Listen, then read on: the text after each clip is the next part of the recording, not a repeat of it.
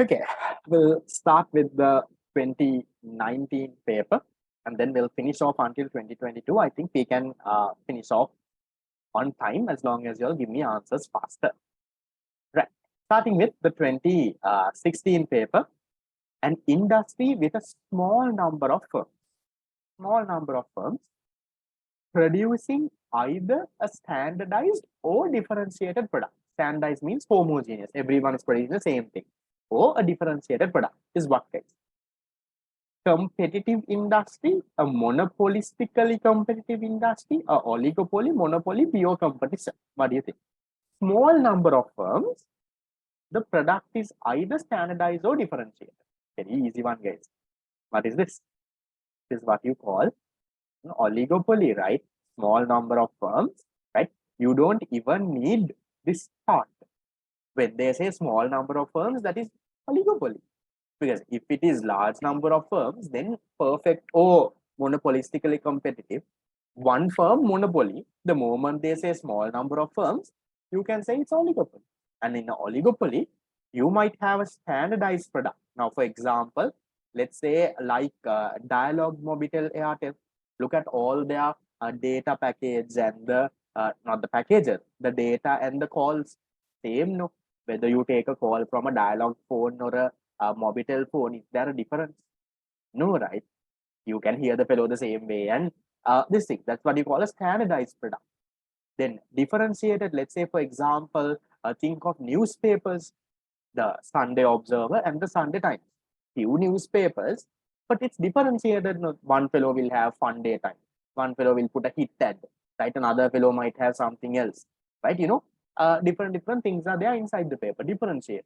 Now that is an oligopoly. They can have standardized, but they can have differentiated products. Moving to the next. Consider that a firm employs variable amounts of labor to a fixed amount of capital and engages in the production. If the daily wage paid to labor increases, how does this affect the firm's cost? Wasn't this question repeated? It was there, right? I remember. Was it your words? I remember. So wages, guys, is it a variable, fixed, or a fixed cost? Wages. Wages is a what cost? It's a variable cost, right? So 2012. So if the daily wage paid to laborers increase, what will happen to the total variable cost? Quickly tell me. Total variable cost is going to increase. What will happen to fixed cost? The wage has increased.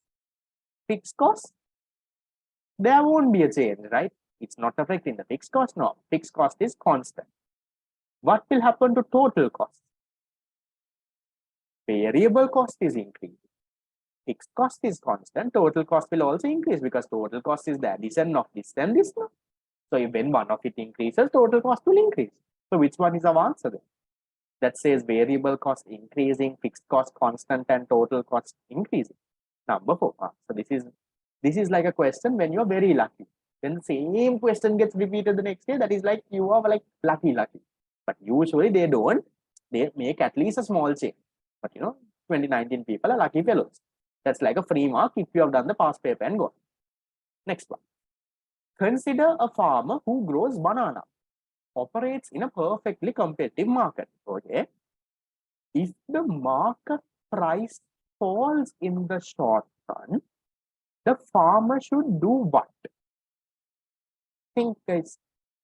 Now, price has fallen. Now, let's say, for example, right, this is the average cost, right? This is the average variable cost, okay? This is the marginal cost, okay? And let's say initially the price was here, P1, and now the price has fallen. Let's say it has gone to, I'll put it in black, right? Now the price has fallen. It has gone to P2, okay? So they are asking what should the farmer do?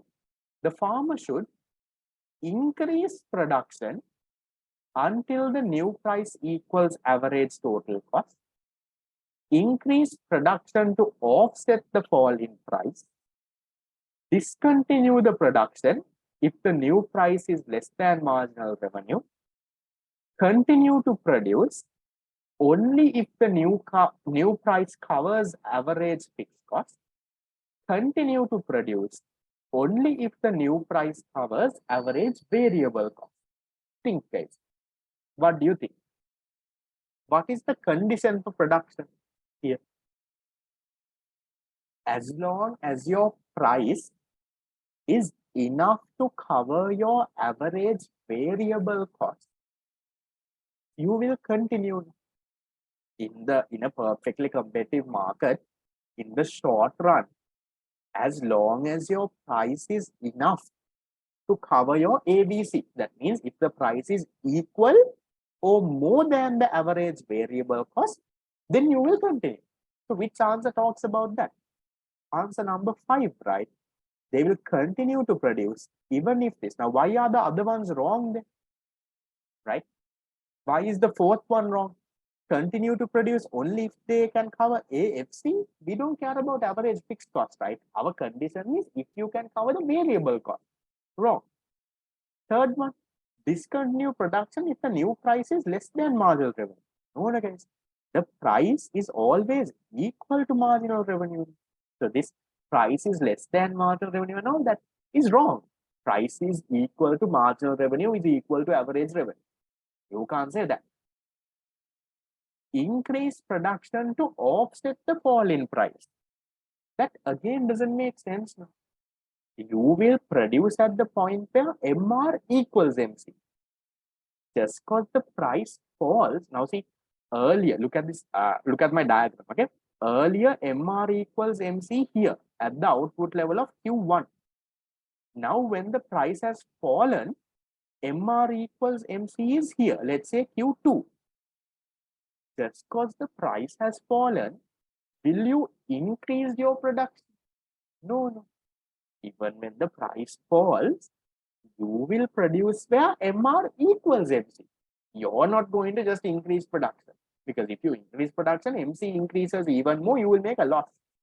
So, increase production, again wrong, second one. First one, increase the production until the new price equals average total cost. Again, no, you're not going to increase production. You're going to produce where MR equals MC. And when the price falls, the worst thing is you're at a lesser output level, not at a more output level, not at a higher level. That is also wrong. But you don't even have to cut the wrong ones out. You can easily get the fifth one based on the condition. But that's a good MCQ. Is that okay? 2019, question number 17. Okay. Going to the last question from 2019, question 18.